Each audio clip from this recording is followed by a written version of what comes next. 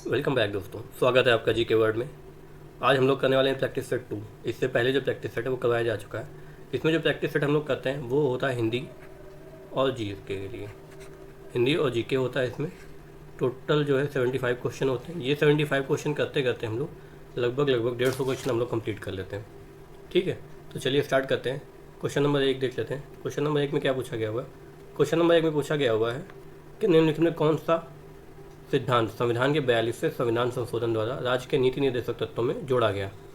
राज्य के नीति निर्देशक तत्व क्या होते हैं? ये भाग 4 में होते हैं।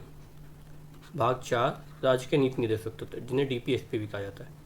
डीपीएसपी, ठीक है। तो इसमें पूछा गया कि 42वें संशोधन में क्या जोड़ा गया। तो ये जो पहला वाला उद्योगों के प्रबंधन में श्रमिकों की भागीदारी, ये 42वें संशोधन में जोड़ा गया था। बाकी समान कार्य के लिए समान वेतन, ये पहले से था। काम, शिक्षा और सार्वजनिक सहायता, ये भी पहले से था। और श्रमिकों के लिए जीवित मजदूरी और काम की मानवीय स्थिति को सुरक्षित करना, ये भी पहले से ही था। ये सब डीपीएसपी के ही पार्ट है। ये जो है उद्योगों के लिए प्रबंधन में श्रमिकों की भागीदारी, ये अलग से जोड़ा गया। जो 42वां संविधान संशोधन है ये हुआ था 1976 में। 1976 में हुआ था ये। इंदिरा गांधी उस समय जो पीएम थी। 42वां संविधान संशोधन को लघु संविधान भी कहा जाता है। लघु संविधान, कभी कभी ये पूछ लिया जाता है कि लघु संविधान किसको कहा जाता है, तो 42वां संविधान संशोधन होता है। इसमें एक जो है क्वेश्चन बहुत ज़्यादा बार पूछा था, तो इसमें प्रस्तावना में क्या क्या जोड़ा गया है। प्रस्तावना में इसमें जोड़ा गया था समाजवादी धर्मनिरपेक्ष, समाजवादी धर्मनिरपेक्ष और अखंडता।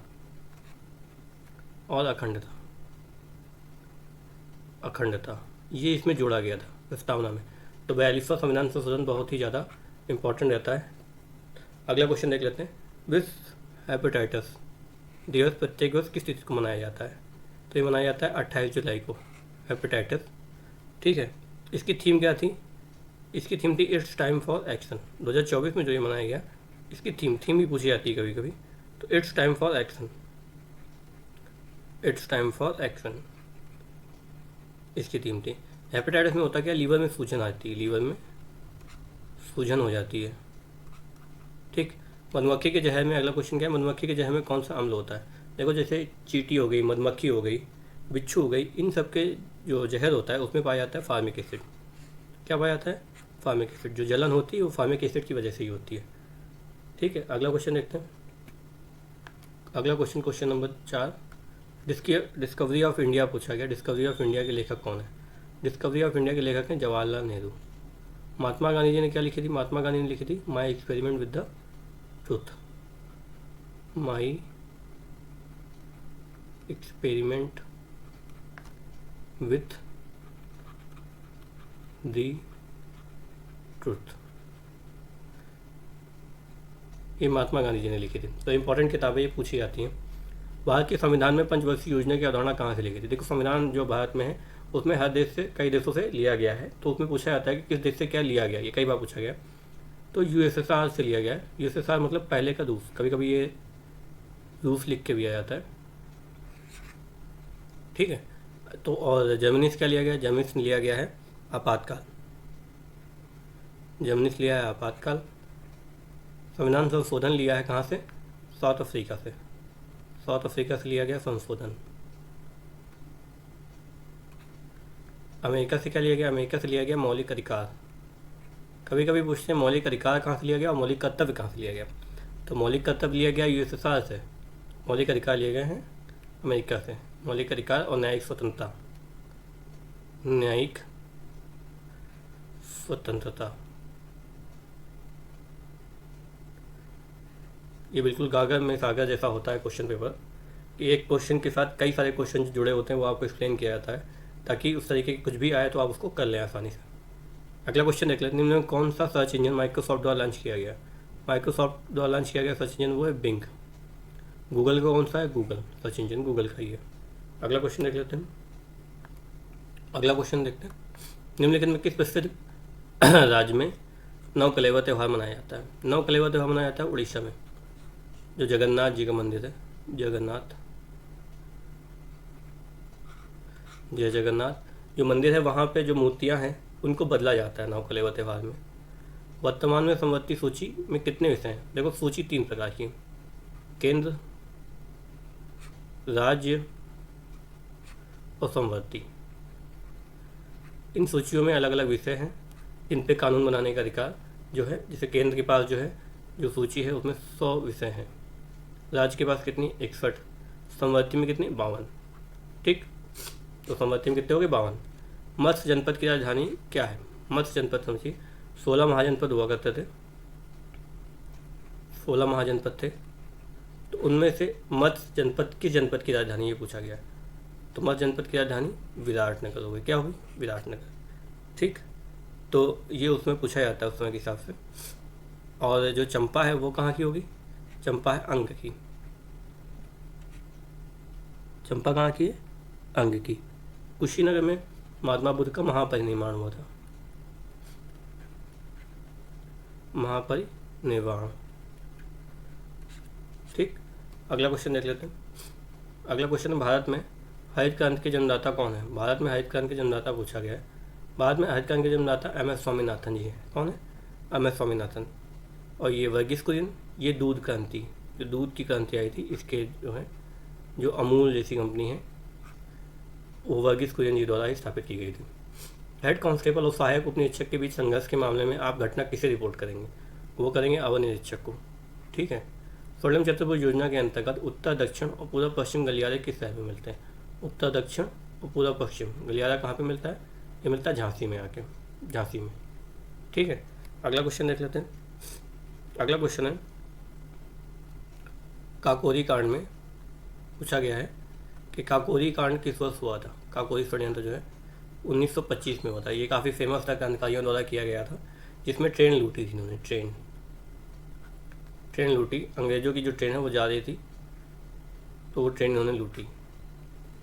भारत में 2024-25 के लिए यूनेस्को की विश्व धरोहर सूची में शामिल करने के लिए किसे नामांकित किया गया है? तो वो है मराठा सैन्य परिदृश्य, जिसे अभी नामित किया गया है। टोटल जो है 43 जो है विश्व धरोहर सूची में शामिल है, जिसमें जो 35 हैं वो हैं सांस्कृतिक। ये इंपॉर्टेंट है, इसे याद रखिएगा।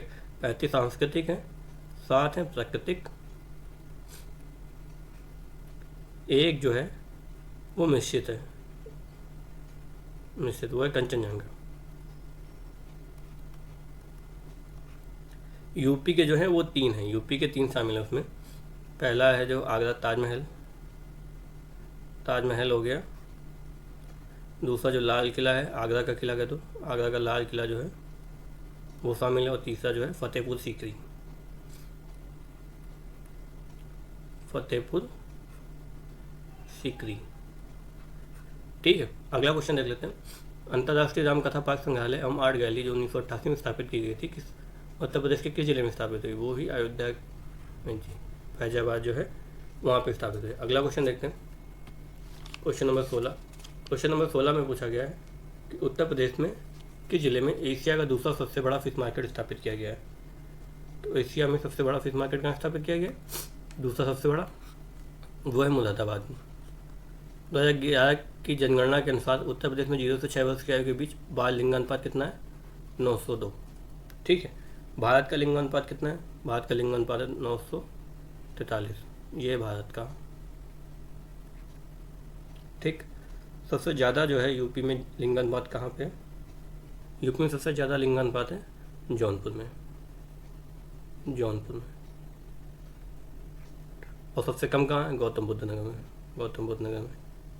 नंबर 18 में क्या पूछा गया? क्वेश्चन नंबर 18 में पूछा गया है किस अनुच्छेद में बच्चों के स्वास्थ्य और उनके शारीरिक विकास की जरूरी सुविधाएं उपलब्ध कराने का निर्देश देता है? कौन सा अनुच्छेद देता है? अनुच्छेद 41 में। ये किसका है? DPSP का। DPSP अभी हम लोगों ने बात करी थी, ये उसी का है। जैसे अनुच्छेद 40 ये क्या? पंचायती राज के लिए, पंचायत का गठन, पंचायत का गठन के लिए होता है। ठीक है, अगला क्वेश्चन देख लेते हैं। क्वेश्चन नंबर जो है 19। क्वेश्चन नंबर 19 में पूछा गया है भारत के supersonic missile assistant release of torpedo का परीक्षण, जो ये स्मार्ट इसका नाम है, किस राज्य में किया गया है? तो उड़ीसा में। उड़ीसा में DRDO संस्थान है, वहाँ से किया जाता है। निम्नलिखित में से ग्राम पंचायतों का गठन अभी बात करी थी, अनुच्छेद 40 में होता है। ग्राम पंचायतों का गठन कहाँ पे है? अनुच्छेद 40 में। अनुच्छेद 44 में क्या है? समान नागरिक संहिता। समान नागरिक संहिता जो है अनुच्छेद 44 में। ठीक, भारत और थाईलैंड के मध्य संयुक्त अभ्यास मैत्री जो है 2024 में कहाँ आयोजित हुआ था, वो थाईलैंड में आयोजित हुआ था। अगला क्वेश्चन देख लेते हैं, question number 23, question number 22। Question number 22 में पूछा गया है एमनेस्टी इंटरनेशनल ऑर्गेनाइजेशन जो अभियान चलाती है वो किस पे चलाती है, संपूर्ण विश्व में मानव अधिकारों के लिए चलाती है।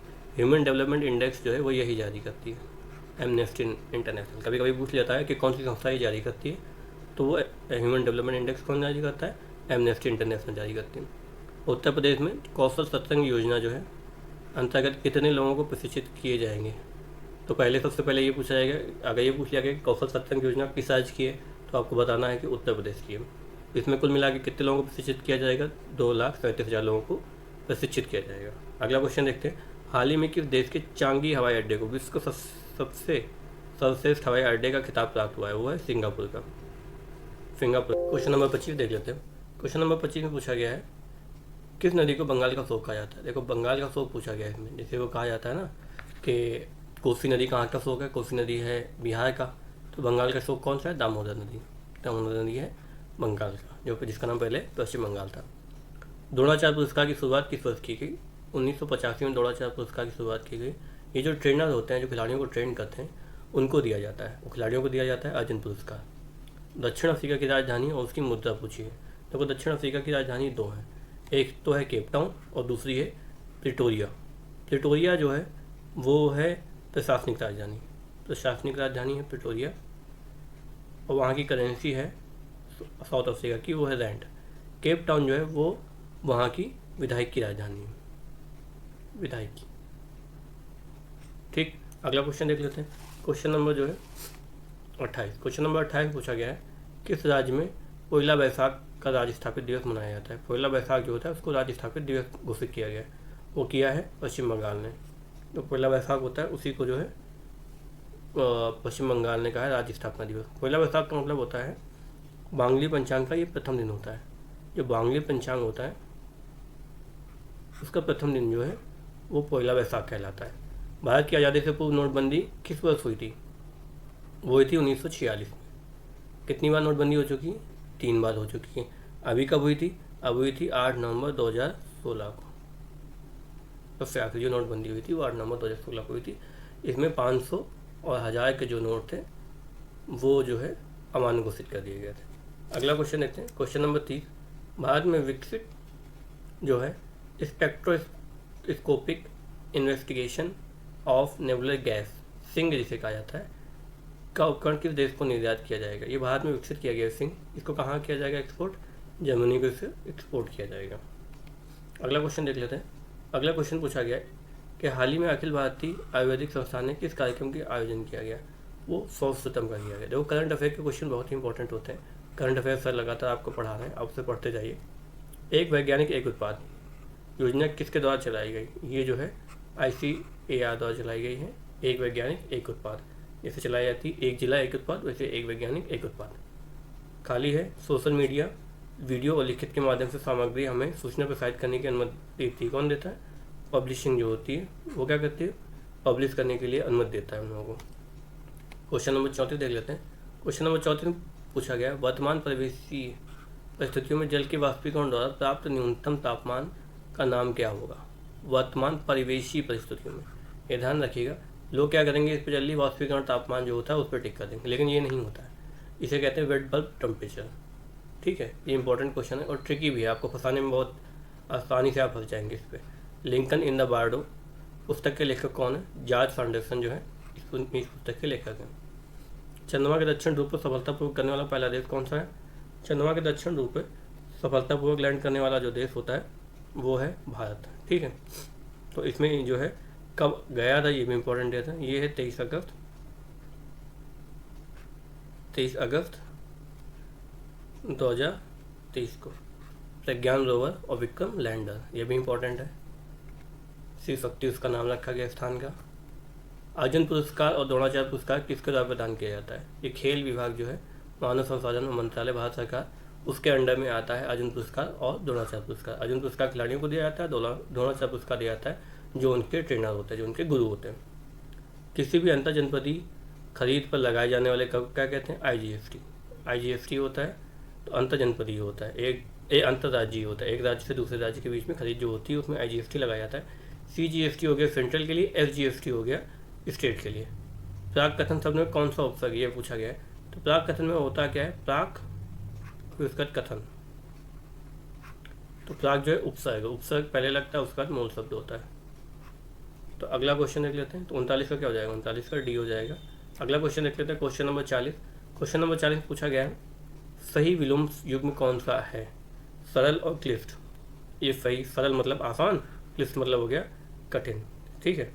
उसके बाद क्या हो गया, उसके बाद देखो जैसे जागृत, जागृत का क्या होता है, सुप्त होता है, सप्त नहीं होता है। जागृत का क्या होता है, सुसुप्त, सुसुप्ति, ठीक है, ये जागृत का हो जाता है। जर्जर का क्या हो जाता है, जर्जर का होता है लाश, जर्जर का हो जाएगा त्रास।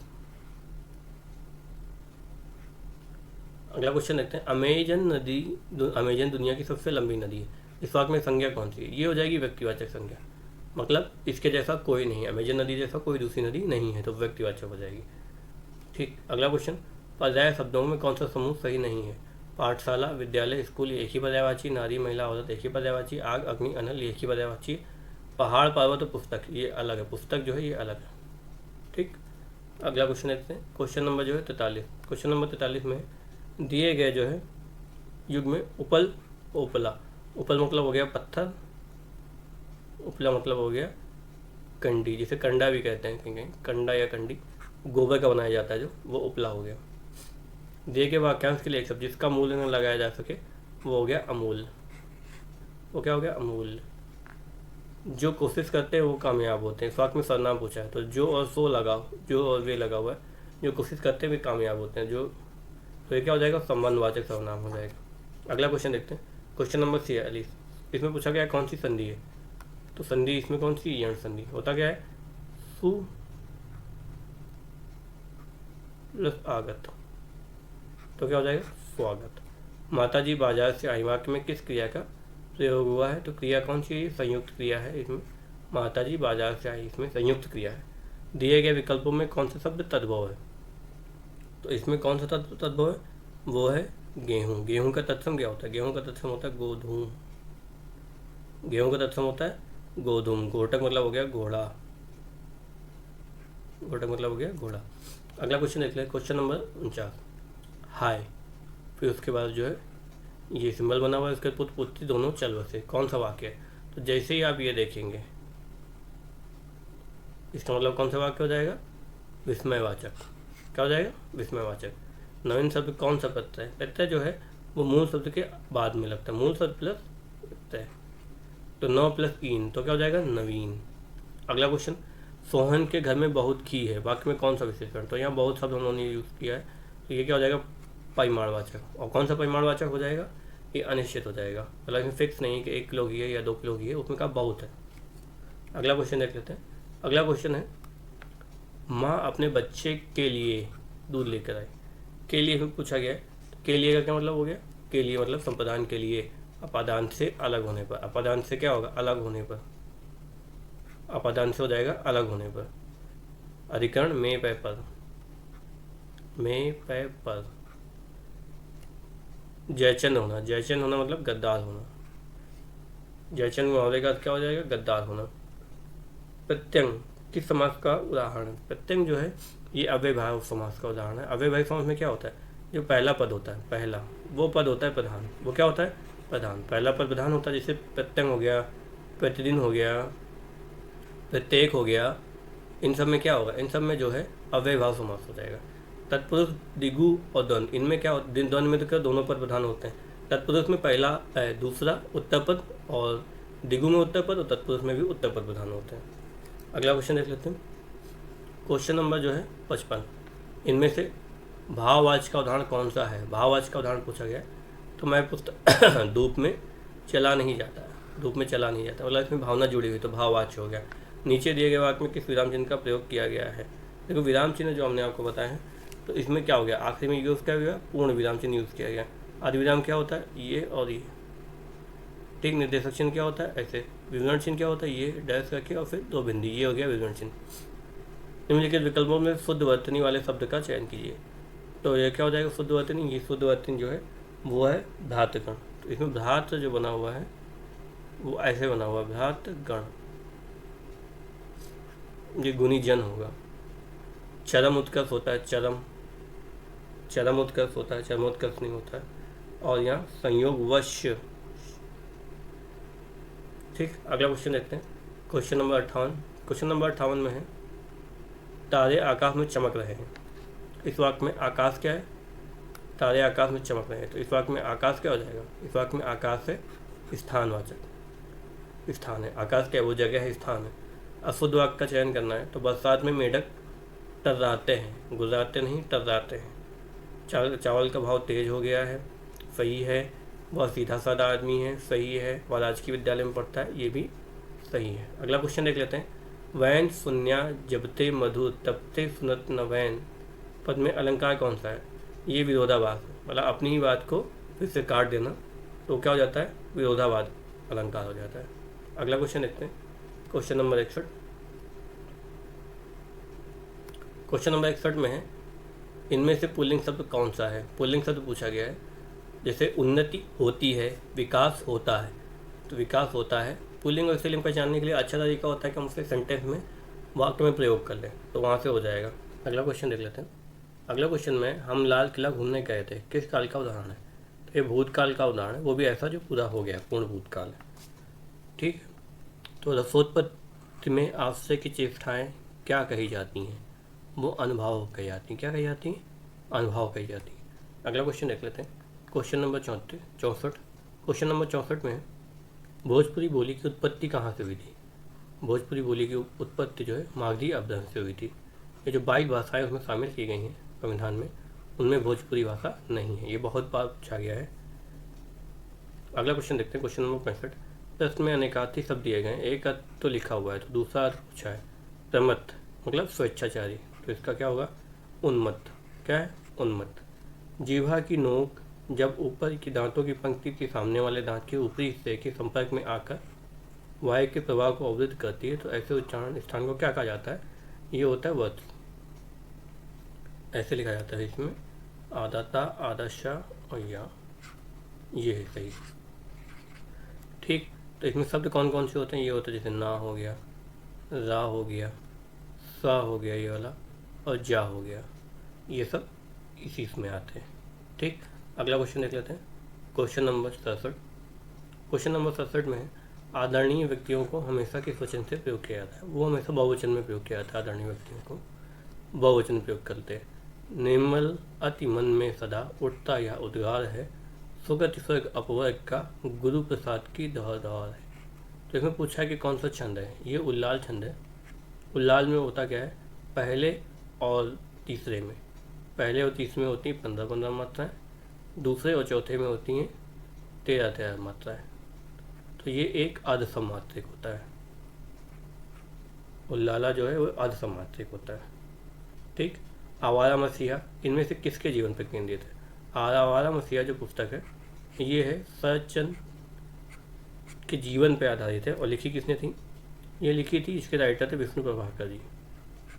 विष्णु प्रभाकर जो है इसके राइटर थे आवारा मसीहा किताब के। अगला क्वेश्चन देख लेते हैं। क्वेश्चन नंबर 70 है। क्वेश्चन नंबर 70 पूछा गया है त्रिधारा नामक ग्रंथ के रचनाकार कौन है? त्रिधारा नामक ग्रंथ के रचनाकार कौन है?